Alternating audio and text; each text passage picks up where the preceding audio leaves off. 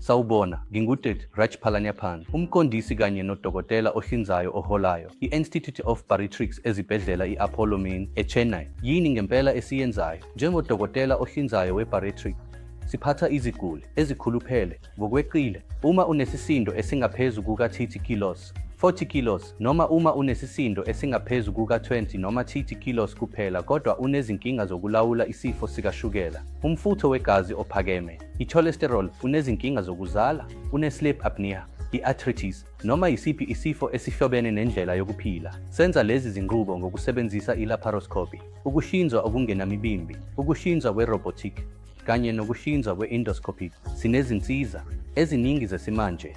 Sinemishini emibili ye-robotic, sinemishini engcono kakhulu ye-laparoscopic, kanye nezinhlelo zokuthwebula izithombe, okwenza kube ukuhlinzwa okuphephile kakhulu.